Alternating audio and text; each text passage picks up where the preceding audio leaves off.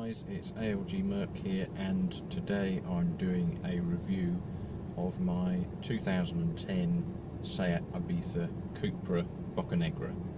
Have you ever felt? Are you listening? Damn.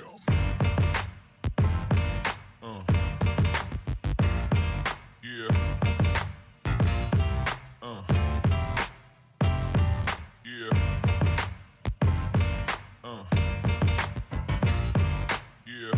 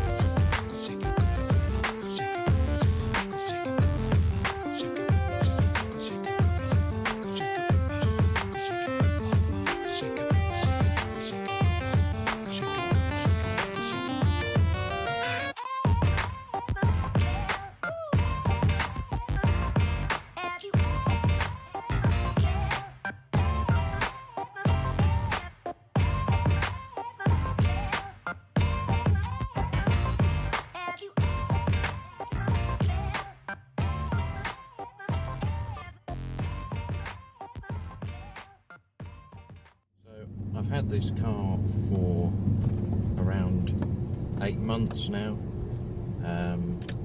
and so far I think it's absolutely fantastic. It's a cracking car, it's great fun. Yeah, I'm super pleased with it, it's absolutely brilliant. Now, what I'm going to do today is a sort of real world review, so I'll talk about the car, I'll go through a few technical details, I'll do a bit of driving in it, go along some good country roads, and just sort of give you a feel for what an owner of the car sort of thinks about it. I don't think there are actually that many YouTube videos on this car, particularly the Bocanegra version. I think there was a couple of old sort of reviews, magazine reviews of this car, but that's about it really. So I think this, not only fun, enjoyable to make for me, but also gives, prospective buyers or other people who are interested in this car a sort of idea of, what it's like to own. So I'll start by going through the technical details. First things first, the engine. It's a 1.4 litre 4-cylinder engine, which is both turbocharged and supercharged. And one of the great things about that is that with a turbo, it doesn't generally come on boost until sort of 3,500 RPM.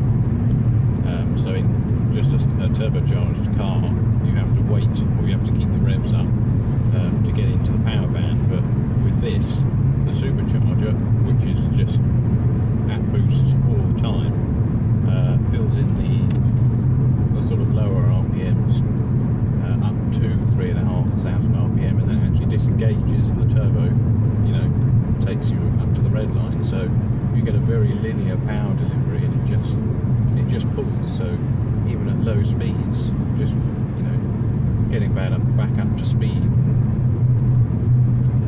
it just feels like it's got more power than it actually has. I think the official figure is something around 180 horsepower and about 180 foot-pounds.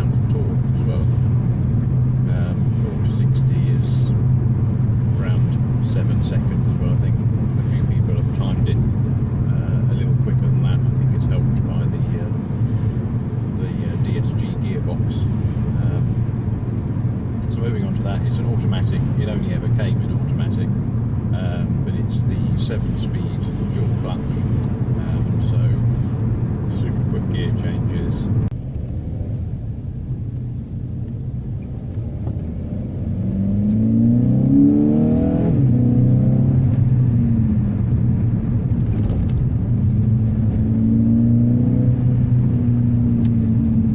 So yeah, it's got a lot of performance, and one of the great things about this car is that because it's only a 1.4, it's also pretty economical. It will do, well, I think the official figure is something like 41, 42 mpg. I get about 40 mpg with mostly B road and town driving, which is great. You know, I think it's a brilliant balance of performance and economy. With the twin charged power delivery, it's just absolutely, it's brilliant. Obviously the Cupra was the top of the range version of the Seat Ibiza. This generation, which I think is the Mark V, was introduced in 2009, I think.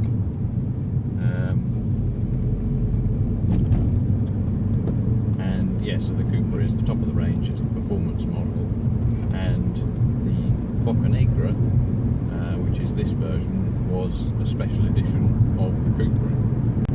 I'm not quite sure how many they actually produced, but I know there's something in the region of 500 actually on the road today, so it's quite a rare car. But over the standard Cupra, the Bocanegra just came with Bluetooth phone, I think as standard, and maybe the sunroof, I'm not quite sure, but it's got cruise control. It's got heated and electric folding mirrors. It's got automatic climate control.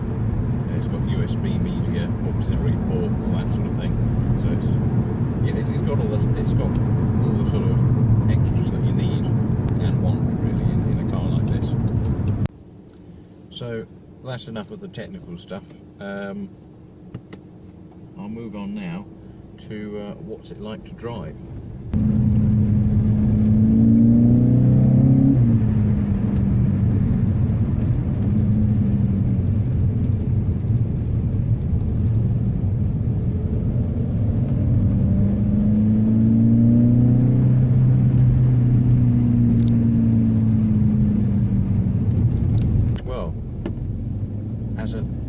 From an ownership perspective, I think that the opinions of how cars are like to drive, I think, are always different from somebody who actually owns the car, who wanted the car, to that of a magazine journalist, a motor journalist or something, because they just drive so many different cars.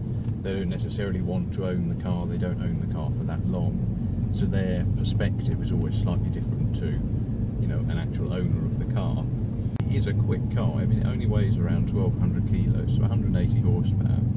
You know, it's not bad. It's not to be sniffed at, and it will put a lot of more modern hot hatches and even some older sports cars, you know, through their paces.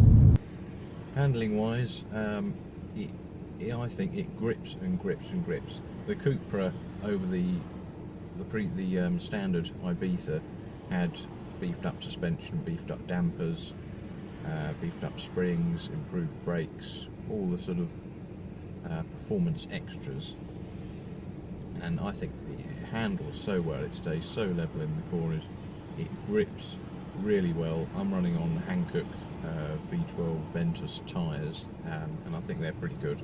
They seem pretty good in the wet and the dry, not too much road noise.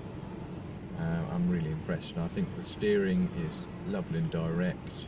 The actual steering wheel itself, I think, is so ergonomic. It feels absolutely fantastic. I love it. Right, so we are heading down a country road now, and I'm going to put it into manual mode, which is my preference of driving.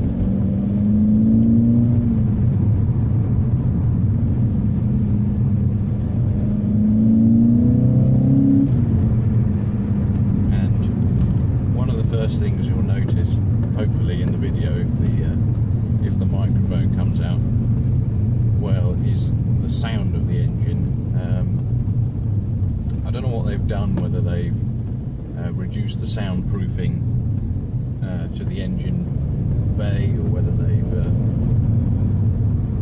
I don't know, done something with the induction system, but the engine noise in the cabin is absolutely fantastic, and in some ways it almost sounds like a V8 engine Ferrari. Well, I like to think it does.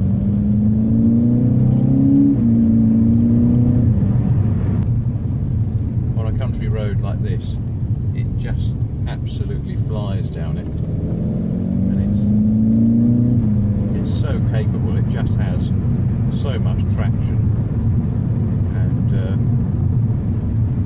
I actually find it quite difficult to spin up the wheels. Now, one of the things I didn't mention was that this car, when it was originally launched in 2009, was sort of launched as a sort of cousin, I suppose, to two other cars, which was the Skoda Fabia VRS and the VW Polo GTI. They all shared the same 1.4, and the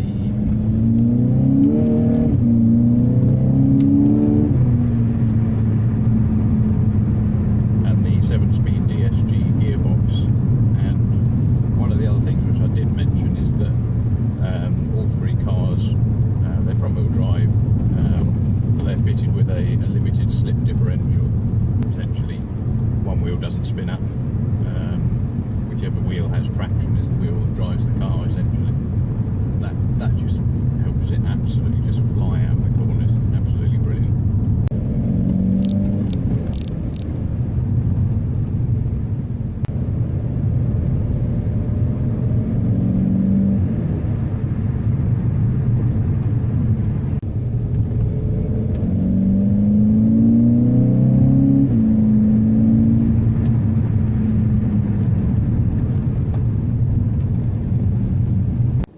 So that pretty much concludes this video.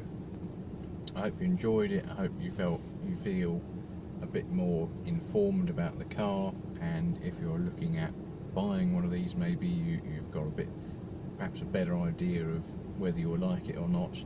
Yeah, I think I've covered most things. Got a bit of driving in there, some technical data.